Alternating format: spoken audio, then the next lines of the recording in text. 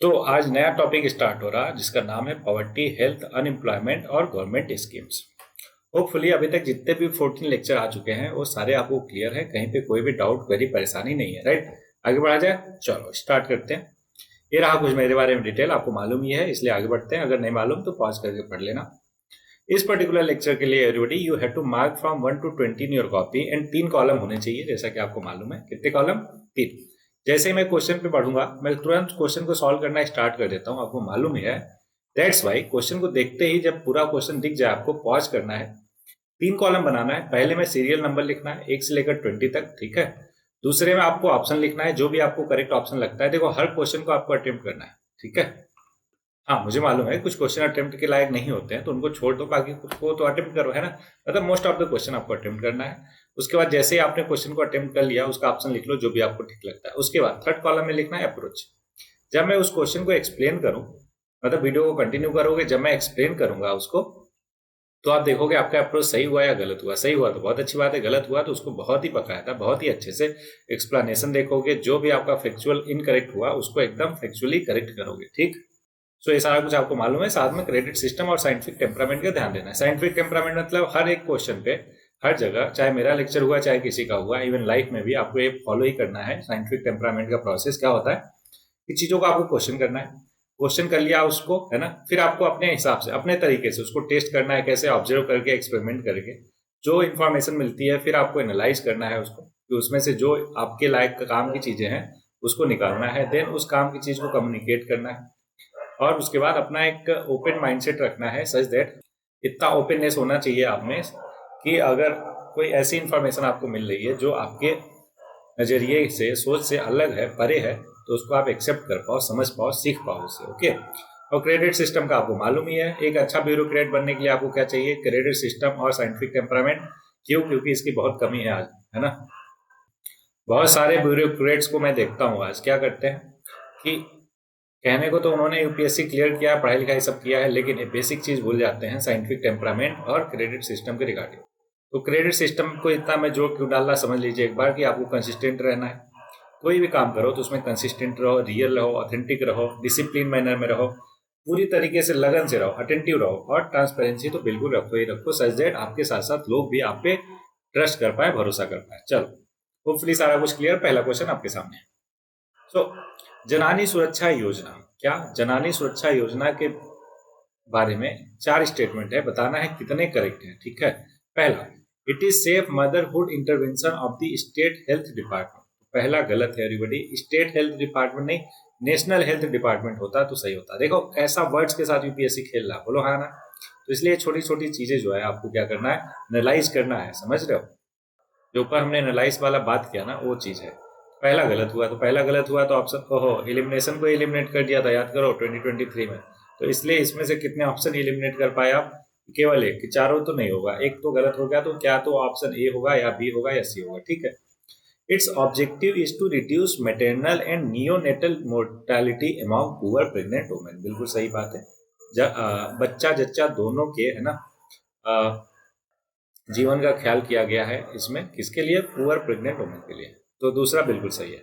तीसरा, it aims to promote institutional delivery among poor pregnant women. बिल्कुल ये इस वजह से क्योंकि बहुत सारी महिलाएं क्या करती है गांव वगैरह में, है ना, उतना ज्यादा पब्लिक हेल्थ इंफ्रास्ट्रक्चर की जानकारी या अवेयरनेस ना होने की वजह से वो लोग इंस्टीट्यूशनल डिलीवरी नहीं करती, जिसकी वजह से जच्चा बच्चा दोनों का जान बहुत खतरे में पड़ जाता है, बोलो हाँ। तो इसलिए तीसरा बिल्कुल ठीक है। चौथा, its objective include providing public health facility to sick infant up to 1 year of age. ये भी बिल्कुल सही है, फैक्चुअल नॉलेज है एवरीबॉडी। तो दूसरा तीसरा चौथा तीनों सही हो गए, तो ऑप्शन सी हो जाएगा, ओनली 3, ठीक। चलो एक्सप्लेनेशन देखते हैं, सच दैट हमें कुछ और फैक्चुअल नॉलेज मिले तो उसको भी हमें गैदर करना है। ध्यान रहे कि क्वेश्चन को करेक्ट करना अलग बात है, लेकिन उसको पूरी तरीके से एनालाइज करना, है ना, हर एक ऑप्शन को समझना और कॉन्सेप्चुअल क्लियरिटी लाना, और दूसरी बात है, और दूसरी बात पे ही हमें ध्यान देना है। क्यों? क्योंकि हम अल्टीमेटली प्रिपेयर कर रहे हैं यूपीएससी के फाइनल एग्जाम के लिए, है ना। और उसमें सफलता तभी मिलेगी जब हमारी तैयारी परफेक्ट होगी। परफेक्ट कैसे? एक एक चीज क्लियर हो, कॉन्सेप्चुअल क्लियरिटी के साथ, जितना भी एडिशनल इन्फॉर्मेशन फैक्ट्स, है ना, मिल रहा है, उन सबको भी क्लियर करते हुए चलना है। तो ऑप्शन सी मतलब कि 3 करेक्ट है। कौन कौन सा? पहला इनकरेक्ट है। ऐसा क्यों? मैंने बता दिया, नेशनल हेल्थ मिशन है। क्या है? Janani Suraksha Yojana is a safe motherhood intervention under the national health mission.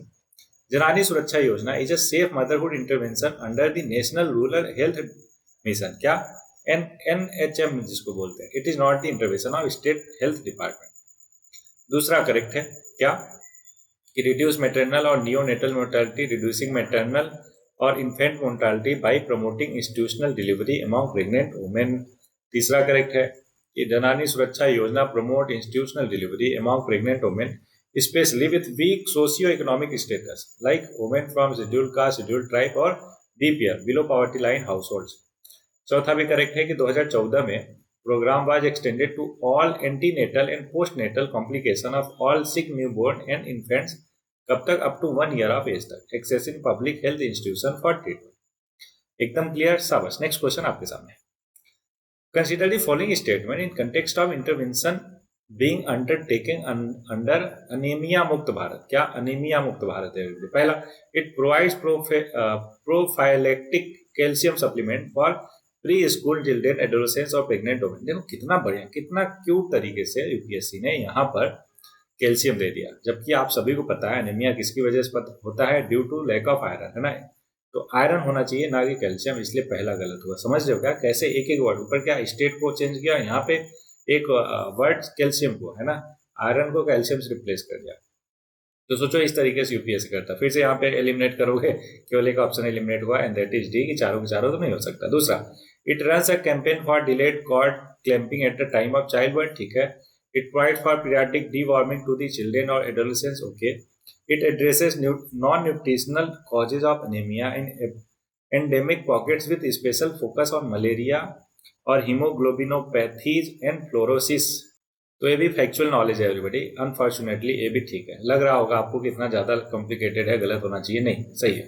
तो दूसरा, तीसरा, चौथा फिर से यहाँ पे अगर सही हुआ तो ऑप्शन सी ओनली 3 करेक्ट हो जाएगा। एक्सप्लेनेशन पढ़ते हैं एवरीबॉडी। मैंने बताया कि कैल्शियम नहीं, क्या है? आयरन फोलिक एसिड सप्लीमेंटेशन है। ठीक है। और दूसरा करेक्ट है कि promotion and monitoring of delayed, वही जो हमने पढ़ा ऊपर, है ना। तीसरा भी सही है। चौथे में डाउट था हमें, वो देख लेते हैं एक बार। पहले तीसरा भी पढ़ते हैं। Anaemia Mukt Bharat also integrates deworming of women of reproductive ages and pregnant women as part of NDD strategy. NDD का मतलब national deworming day. Okay. Biannual mass deworming for children in age group between 1 से लेकर 19 सालों तक is carried out on designated dates 10 फरवरी और 10 अगस्त every year under national deworming programme. अच्छा, इसको चेक करना जरा एक बार। 1 से 19 तक है क्या? 1 से 9 तक है। ठीक है, मेरे को थोड़ा कंफ्यूजन हो रहा है, एक बार चेक करना है इसको। अच्छा, जब भी मैं बोलता हूँ चेक करना, इसका मतलब क्या हुआ है बड़े? क्यों बोलता हूँ मैं? क्या डायरेक्ट यहाँ पे मैं नहीं कर सकता? बिल्कुल कर सकता हूँ, लेकिन इससे क्या होगा कि थोड़ा आप में ये जो क्वालिटीज डेवलप करने की मैं कोशिश कर रहा हूँ ना, वो भी होगा, साथ में थोड़ा टाइम भी बचेगा। ओके, शाबाश।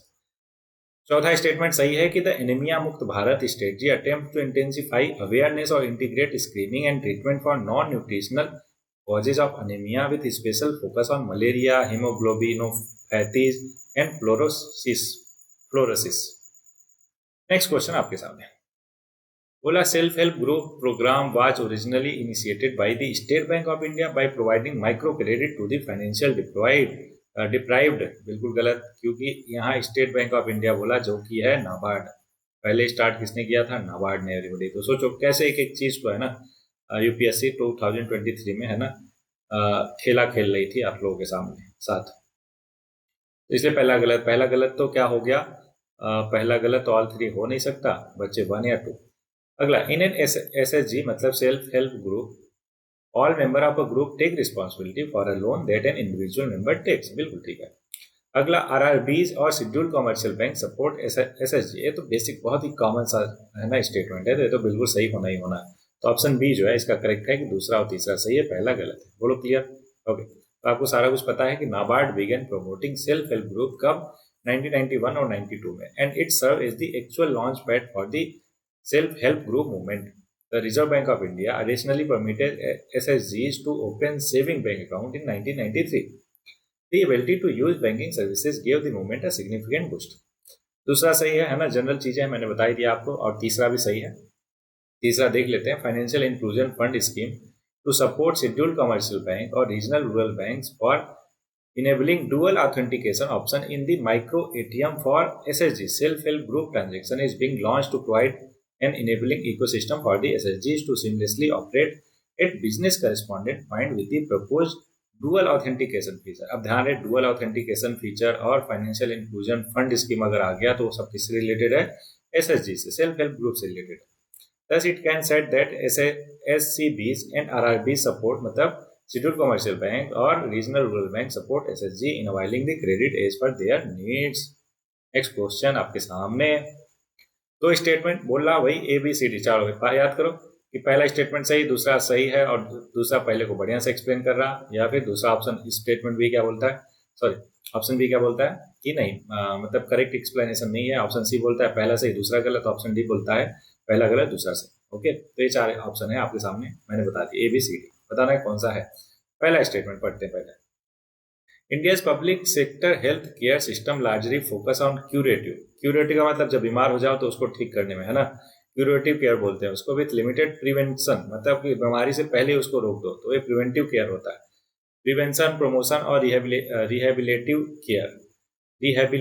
केयर। अब ध्यान समझो, हमारे यहाँ लिमिटेड ए वाली है, प्रिवेंशन, प्रोमोटिव और रिहेबिलिटेटिव केयर, और क्यूरेटिव में ज्यादा फोकस है, तो बिल्कुल पहला सही है। दूसरा, under India decentralise approach to health care delivery the states are primarily responsible for organising health service. बिल्कुल ये भी ठीक है, लेकिन ये एग्जैक्ट इसको क्या एक्सप्लेन नहीं कर रहा, दैट्स वाई इसका ऑप्शन क्या होना चाहिए? बी। अब एक्सप्लेनेशन देखते क्या बोल रहा, जेनरिक चीज है, फिर भी अपन एक्सप्लेनेशन देखेंगे, सब्जेक्ट कुछ और मिल गया तो। As per the national health policy 2017, India कब है national health policy? 2017। India's public sector healthcare focuses on the improving health status through coordinated policy action in all sectors. It also focuses on expanding preventive, promotive, curative, or palliative and rehabilitative services through the public health sector, which focuses on quality of these services. एकदम clear समझ। दूसरा भी correct है, क्यों? क्योंकि state are primarily in charge of organising health services under India decentralised system for providing health care. अच्छा याद करो, हेल्थ केयर हमारे 7 के कौन से लिस्ट में है? कंकरेंट में है, स्टेट सब्जेक्ट है, या फिर सेंटर का सब यूनियन सब्जेक्ट है? जरा कमेंट करना कौन सा सब्जेक्ट है। आयुष्मान भारत प्रधानमंत्री जन आरोग्य योजना की बात करें, जिसको PMJ बोलते हैं शॉर्ट फॉर्म में, is the government tax finance national health protection scheme which enables low-income individual to receive cashless secondary and tertiary care at private facilities. Next question आपके सामने, with reference to casual worker employed in India, consider the following statement. ध्यान रहे, casual worker की बात हो रही है। All casual worker are entitled for employment provident fund, करेज बिल्कुल गलत है ना, कैसे पता? फैक्चुअल क्वेश्चन है, ध्यान में रखना है आपको। अगला, all casual worker are entitled for regular working hour and overtime payment, ठीक है। The government can by a notification specify that an establishment or industry shall pay wages through its bank account. बिल्कुल government के हाथ में ऐसा power है, वो बिल्कुल कर सकती है, करता धरता है गवर्नमेंट। तो दूसरा और तीसरा बिल्कुल सही है, तो ऑप्शन बी जो है इसका करेक्ट हो जाएगा। अब बात आती है पहला जो है गलत है, क्यों? क्योंकि worker on a temporary employment contract with generally limited entitlement to benefit. ये क्या है? कैजुअल वर्कर का डिफिनेशन है, बोलो हाँ ना, क्या? टेम्परेरी एम्प्लॉयमेंट है, contractual employment with general limited entitlement to benefit और लिटल या फिर no security of employment. The main attribute is absence of a continuing relation of any stability with an employer. मतलब कि आगे के लिए एकदम फिक्स नहीं होता, कॉन्ट्रैक्ट बेसिस पे होता है कि 6 महीना 1 साल 2 साल है ना, इतने टाइम के लिए आप काम करोगे, उसके बाद हमें आता पता नहीं है क्या करना है आपको क्या नहीं, लेकिन हम 2 साल तक ही आपको ऐसा काम प्रोवाइड कर सकते हैं, इसमें ये बेनिफिट आपको मिलेगा। ये हो गया कैजुअल वर्कर, ठीक। अब सुप्रीम कोर्ट ने ये रूल किया है कि casual worker are also entitled to social security benefit under the employment provident fund और मिसलेनियस प्रोविजन एक्ट। ये पर सेक्शन ए है ना, इसको आप एक बार अच्छे से पढ़ लेना, ठीक है। सुप्रीम कोर्ट ने क्या बोला, बस ये पॉइंट आपको ध्यान में रखना है कि but the word all makes the statement extreme and would not be true always that the statement is incorrect. मतलब सुप्रीम कोर्ट की रूलिंग तो है कि सोशल सिक्योरिटी बेनिफिट मिलना चाहिए, लेकिन ये जो ऑप्शन में दे रहा है ना हमें ऑल, समझ रहे हो कि ऑल कैजुअल वर्कर, तो ये एक्सट्रीम वर्ड है, दैट्स वाई पहला स्टेटमेंट गलत हुआ। दूसरा तीसरा करेक्ट हुआ, क्यों?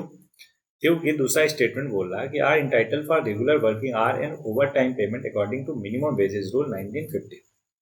तीसरा भी सही है कि shall pay wages to every employ only by cheque या फिर crediting the wage in his bank account का payment of wages amendment act 2017 A provide किया, गवर्नमेंट ने ऐसा रूल निकाला। क्लियर है क्या? सब। नेक्स्ट आपके सामने एक question, with reference to Ayushman Bharat digital mission, Ayushman Bharat digital mission consider the following statement. 3 statement correct पूछा है। ठीक है, पहला, private and public hospital must adopt it. देखो बहुत स्ट्रीम तो गलत होने के चांसेस बहुत ज्यादा, तो इसलिए पहला को गलत करो। As it aims to achieve universal health coverage every citizen of India should be part of it ultimately. Every citizen of India should be, तो मेरे को तो ये भी बहुत एक्सट्रीम लग रहा है ना, कि सारे के सारे लोग अल्टीमेटली इसके पार्ट होने चाहिए। क्यों भाई, जिसके पास पैसे हैं, है ना, जो एफर्ट कर सकता है विदेशों का भी इलाज, तो क्यों का वो इसका पार्ट होगा, है कि नहीं।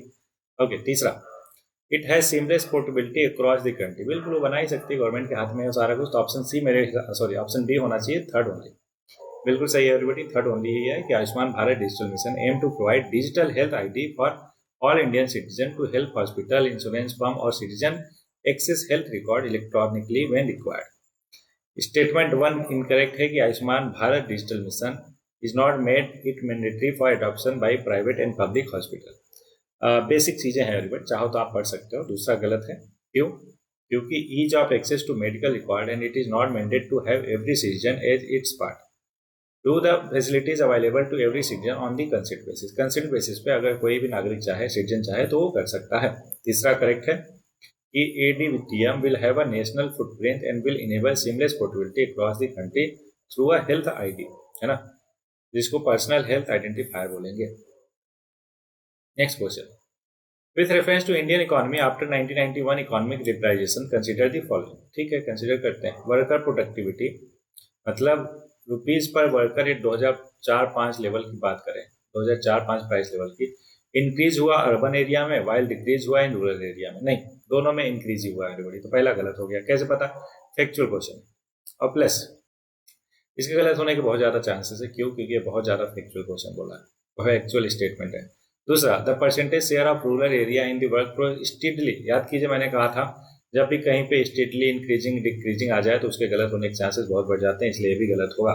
अच्छा, ऊपर वाला भी गलत मैंने बोला था, हाँ, नीचे वाला भी गलत। अगला, in rural area the growth in non farm economy increase. बिल्कुल, लोग जो है नॉन फार्मिंग सेक्टर से निकल के बाकी चीजों में जा रहे हैं, दुकान खोल रहे हैं ना, छोटे मोटे अपने बिजनेस से स्टार्ट करें। दैट्स वाई वो नॉन फार्म से फार्मिंग से निकल के नॉन फार्म में बढ़ा होगा, बिल्कुल बढ़ा होगा। तो तीसरा बिल्कुल सही है। चौथा, the growth rate in rural employment decrease. तो इसके सही भी हो सकता है, गलत भी हो सकता है, तो इसको जो है क्वेश्चन मार्क करते हैं, पता नहीं। अब ऑप्शन देखते हैं, पहला गया, तीसरा गया, है ना बच्चे, बी और सी, या तो बी होगा या तो सी होगा। तो देखो 50-50 चांस ले सकते हैं और इसको भी ठीक होने के चांसेस है, तो मैं तो बी की तरफ जाऊंगा कि हाँ, तीसरा और चौथा दोनों पॉसिबिलिटी। तो बी बिल्कुल सही है एवरीबॉडी, देख सकते हो आप। पहला इनकरेक्ट है, दूसरा भी इनकरेक्ट है, तीसरा करेक्ट, चौथा करेक्ट। ठीक, जो दिया है वही है, एक्सप्लेनेशन में कुछ ज्यादा है नहीं, इसलिए आगे बढ़ जाएंगे। नेक्स्ट क्वेश्चन आपके सामने, in a given year in India official poverty line are higher in some state than in other. कुछ स्टेट में जो पॉवर्टी लाइन है वो ज्यादा हायर है एज कम्पेयर टू कुछ अदर स्टेट के। ऐसा क्यों? क्योंकि price level vary from state to state, यही इसका रीजन है कि प्राइस लेवल जो है वेरी करता है स्टेट टू स्टेट। ऐसा क्यों? क्योंकि भाई उसमें बहुत सारी चीजें इन्वॉल्व होती है कि एक तो ट्रांसपोर्टेशन कास्ट आ जाता है कि मैन्युफैक्चर हुआ मान लो दिल्ली में, अब पहुंचना है हिमाचल, और दूसरा हरियाणा में पहुंचना है, तो बताओ हरियाणा में सस्ता मिलेगा। क्यों? क्योंकि वहाँ पे ट्रांसपोर्टेशन कास्ट उस पर बहुत कम लगा, इसलिए वो सस्ता होगा। वहीं पे हिमाचल में वो चीज़ महंगी होगी। मुझे अभी भी याद है, मैं कहीं के गया था मैक्लोडगंज में, है ना, त्रिहुंड करके एक ट्रैक है, वहाँ पे जो पानी पीने वाली बॉटल होती है एकदम टॉप पे जो है ना, वो 50 रुपए का मिल रहा था, कहीं कहीं पे तो 100 रुपए का बॉटल वो मिल रहा था। कौन सा?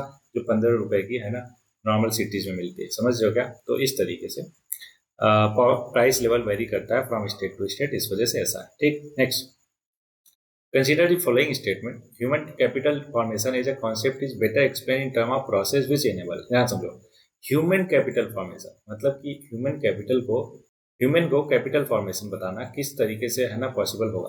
पहला, individual of a country to accumulate more capital. Capital ज्यादा इकट्ठा करोगे तो वहां पे ह्यूमन कैपिटल वो थोड़ा ना हुआ, है ना, वो तो जस्ट कैपिटल हुआ, राइट। अगला, increasing the knowledge skill level and capacities of the people of the country. बिल्कुल सही है एवरीबॉडी। अगर नॉलेज में, स्किल में, कैपेसिटीज में आप अगर लोगों के इन्वेस्ट करोगे ना, तो वहां से ह्यूमन कैपिटल बढ़ेगा। क्या होगा? ह्यूमन कैपिटल इंक्रीज होगा। अगर ह्यूमन एज ए कैपिटल, समझ रहे हो क्या? बस सिंपल सा बेसिक का मतलब है उसका। Accumulation of tangible wealth, tangible नहीं इंटेंजिबल अगर होगा तो बिल्कुल सही हो जाएगा। तो दूसरा और चौथा बिल्कुल करेक्ट है, आंसर हो गया सी। बोलो क्लियर? सब। अब दूसरा और चौथा सही है, क्यों? क्योंकि ह्यूमन कैपिटल जो है, मैंने आपको बता ही दिया क्या होता है, ये सारे के सारे एलिमेंट आते हैं ह्यूमन कैपिटल में। क्या क्या? स्किल, क्वालिफिकेशन और एजुकेशन, वर्क एक्सपीरियंस, सोशल और communication skill, habits and personality traits और इंडिविजुअल फेम और ब्रांड इमेज। क्या है?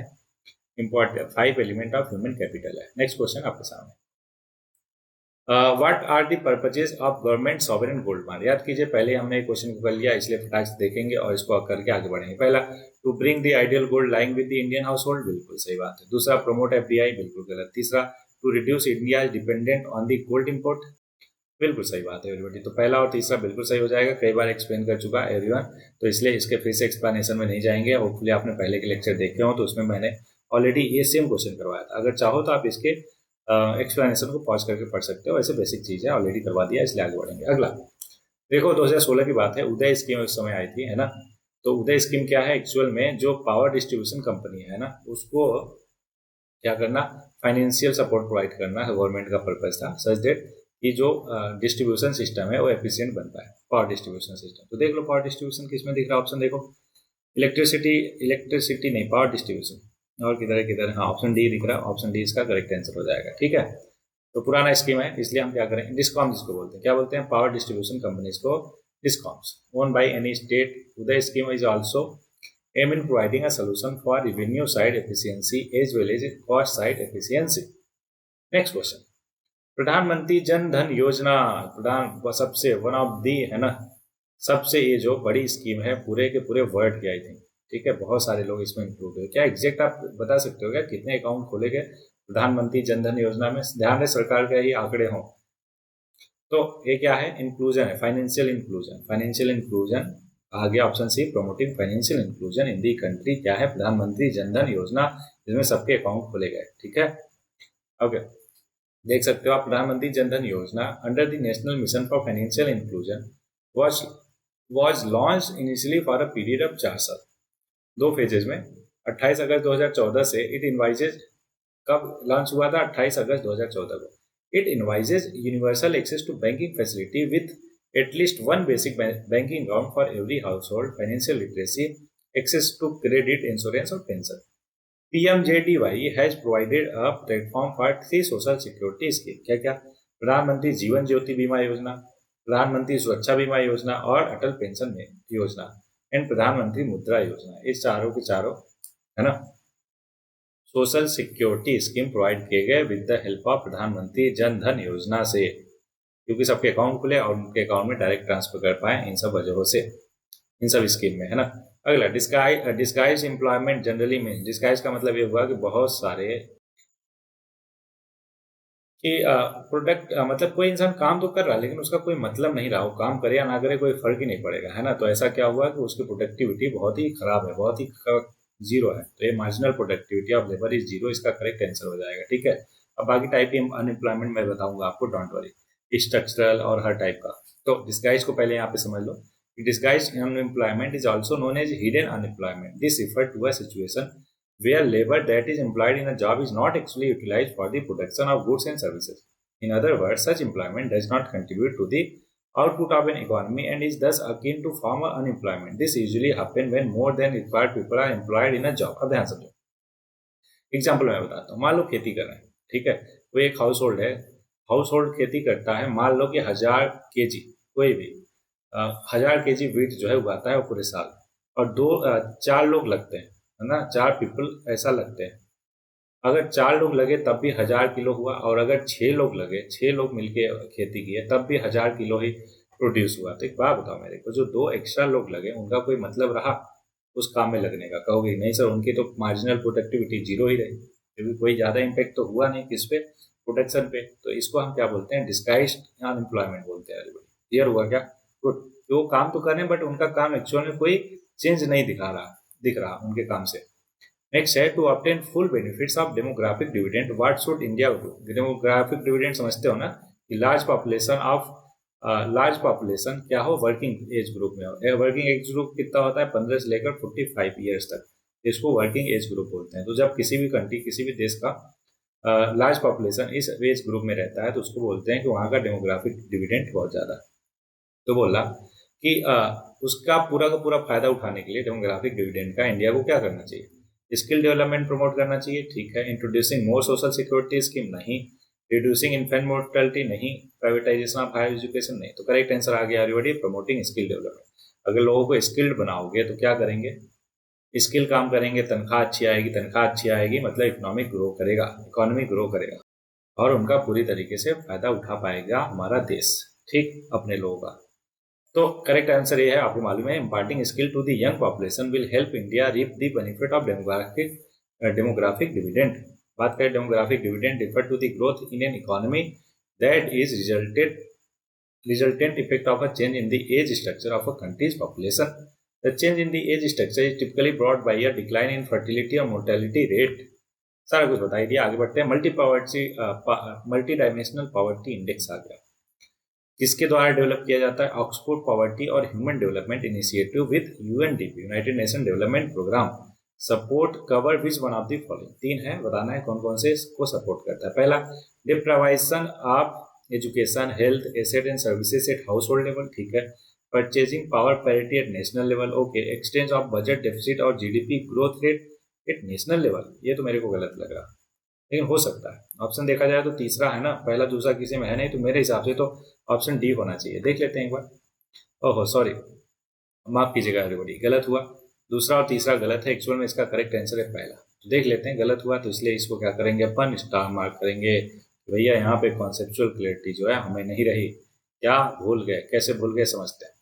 Multi dimensional poverty index identify करता है मल्टीपल डिप्राइवेशन जो हाउस होल्ड फेस करता है, individual level in health education. 3 चीजें होती है, ध्यान समझो, हेल्थ होता है, एजुकेशन होता है, स्टैंडर्ड ऑफ लिविंग होता है। समझ रहे हो क्या, यहाँ पे कुछ अच्छे से नहीं दिया, हाँ दिया तो है। इंडिकेटर कौन कौन से होते हैं, ध्यान से समझो। मल्टी पॉवर्टी इंडेक्स के, मल्टी डायमेंशनल पॉवर्टी इंडेक्स के, हेल्थ होता है जिसमें चाइल्ड मोर्टेलिटी आता है और न्यूट्रिशन आता है। एजुकेशन, ईयर ऑफ स्कूलिंग, जिसको मेन ईयर ऑफ स्कूलिंग बोलते हैं ना, स्कूल अटेंडेंस। और स्टैंडर्ड ऑफ लिविंग में cooking, fuel, sanitation, drinking water, electricity, housing and asset, ये सारी की सारी चीजें इंक्लूडेड रहती है। तो टोटल कितना हो गया। स्टैंडर्ड ऑफ लिविंग में एक चीज और है, हमारे इंडिया का जो मल्टी डायमेंशनल पॉवर्टी इंडेक्स है उसमें, India multi dimensional poverty index में क्या बता सकते हो क्या कि वो एडिशनल कौन सा इंडिकेटर है, ठीक है। होपफुली आपको बहुत अच्छे से क्लियर है कि multi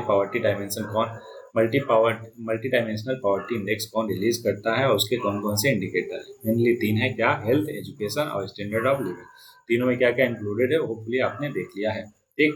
next, with reference to the national rehabilitation and resettlement policy 2007 की बात है, ये बहुत ही पुराना क्वेश्चन है, नो प्रॉब्लम, फिर भी कर लेते हैं।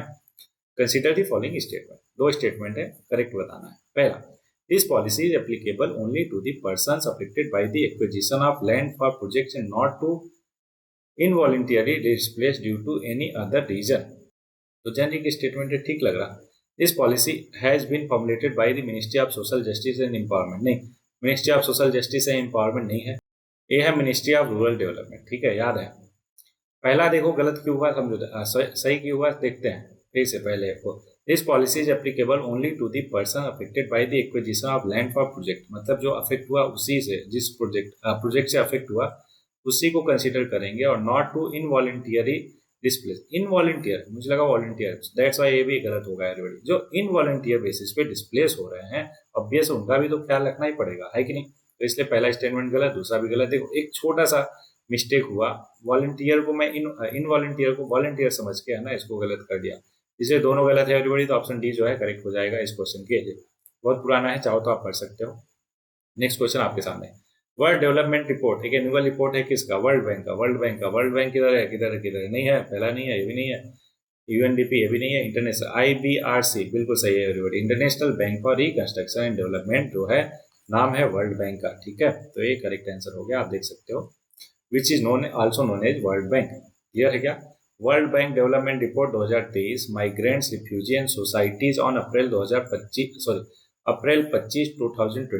The report explored the economic, social or political impacts of migration and refugees, and it proposed a framework for managing migration in a way that benefit both origin और designation countries. क्या ध्यान में रखना है आपको, माइग्रेंट्स, रिफ्यूजी और societies, क्या, world development report 2023 का कौन करता है, वर्ल्ड बैंक करता है।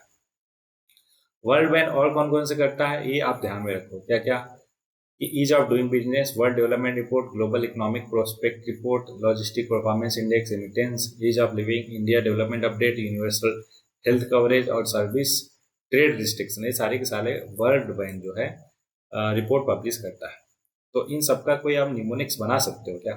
याद करो, ऐसा करके कुछ वे ज ऐसा बना सकते हो क्या आप? जरा बना के मेरे को कमेंट में बताना कि इन सबको इंक्लूड करके एक बना लो सब्जेक्ट कि वर्ल्ड बैंक जितना भी करता है एक ही बार में सबको याद हो जाए। नेक्स्ट, इंडियन, अच्छा ये क्या हुआ, क्रिएटिविटी आपका इस्तेमाल करने के लिए मैंने पूछा क्वेश्चन आपसे, तो फटाक से बताओ है ना क्या हो सकता है बेहतर वे में याद करने का mnemonics. Indian human development report does not give for each sample village. Each sample village क्या नहीं देता, बताना है चारों में से।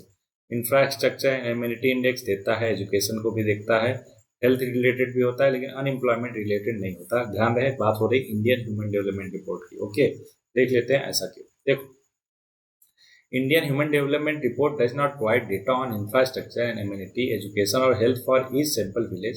Waste does provide, does not नहीं does provide, everybody इन सब पे वो provide करता है. However, it does not provide on employment for each sample village. Unemployment data is only available at the state level in the IHDR based on other sources such as National Sample Survey Organization, जिसको NSSO बोलते हैं। इसको क्या मर्ज करके NSO बना दिया क्या?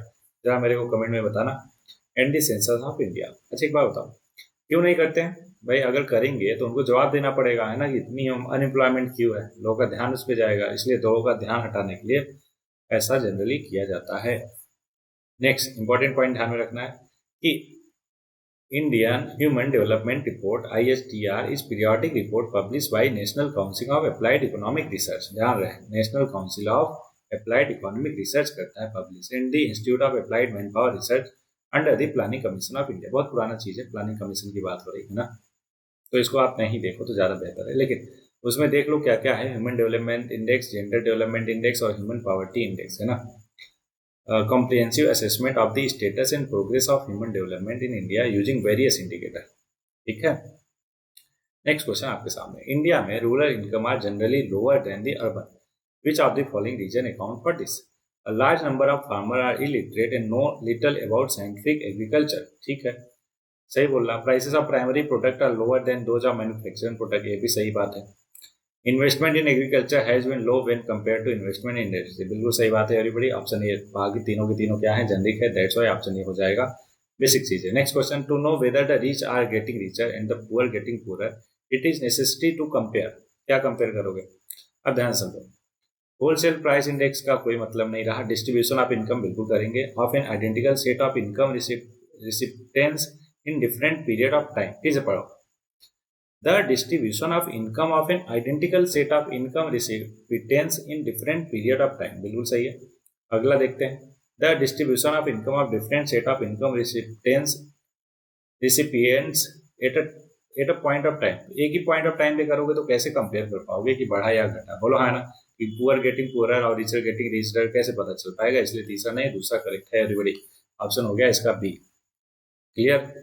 तो देखो, to know whether the rich are getting richer and the poor are getting poorer we need to compare the distribution of income of an identical set of income recipients in different periods of time. This is because the distribution of income can change over time. Even if the average income remains the same, for example, if the distribution of income become more unequal, then the rich will get richer or poor will get poorer. This is because the rich will receive a larger share of the income in increase in income, while the poor will receive a smaller share. मतलब कि मान लो अभी दोनों का, एक का 1 लाख है और एक का 1,000 है, क्या सैलरी मान लेते हैं, ठीक है, महीने का। अब कुछ टाइम बाद क्या हुआ, 1 लाख से बढ़ के 5 लाख हो गया और इसका 1,000 से मान लो बढ़ के अगर 2,000 चलो 5,000 भी कर दो तो सोचो कितना ज्यादा है ना, रिच गेटिंग रिचर और पुअर गेटिंग पुअरर। क्यों? क्योंकि महंगाई भी तो बड़ी होगी, है कि नहीं? अब 1,000 की चीज हो सकता है 1 साल बाद है ना कि महंगाई बड़ी हो और उसका जो सैलरी बढ़ा, चलो 2,000 ज़्यादा बोल दिया, चलो थोड़ा सा कम कर लो, समझ रहे हो क्या कहने का मतलब? ये हुआ कि जो, या फिर कम कर लो ना, 800 कर लो, कि जो पहले 1,000 कमाता था अब 800 ही कमा रहा। इसका मतलब क्या हुआ कि जो रिच है तो अमीर इंसान है वो और अमीर होता जा रहा और जो गरीब है वो और गरीब होता जा रहा। बोलो एकदम क्लियर, शाबाश।